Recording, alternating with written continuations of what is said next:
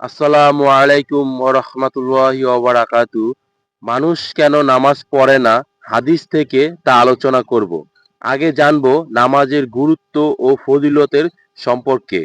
ঈমানের পর নামাজের গুরুত্ব সবচাইতে বেশি। তাছাড়া নামাজের মাধ্যমে মুসলিম এবং অমুসলিমের পার্থক্য বোঝা যায়।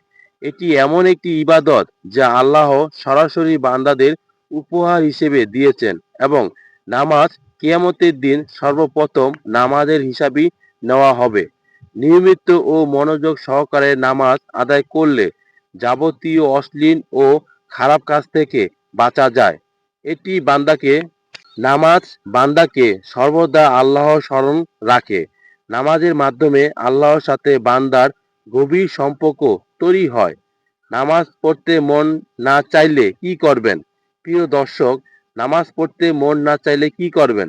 সর্বপ্রথম সব সময় আল্লাহর কাছে সাহায্য চান যেন তিনি আপনাকে নামাজ পড়ার তৌফিক দান করেন।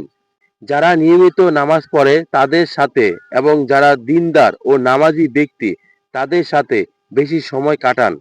দুনিয়ার মোহ কমাতে নিয়মিত কবর ও মৃত্যুর কথা স্মরণ করুন।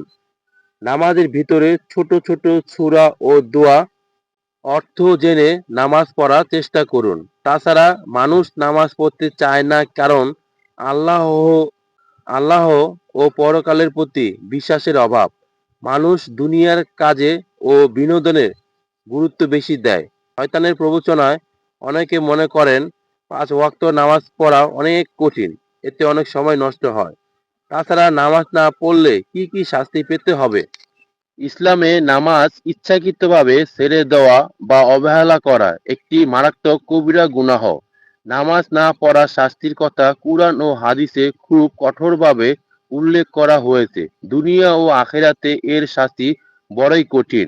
পবিত্র কোরআনে বলা হয়েছে, যারা নামাজ ছেড়ে দেয় ও দুনিয়া অনুসরণ করে তাদের গাইয়া নামক জাহান্নামে নিক্ষেপ করা হবে।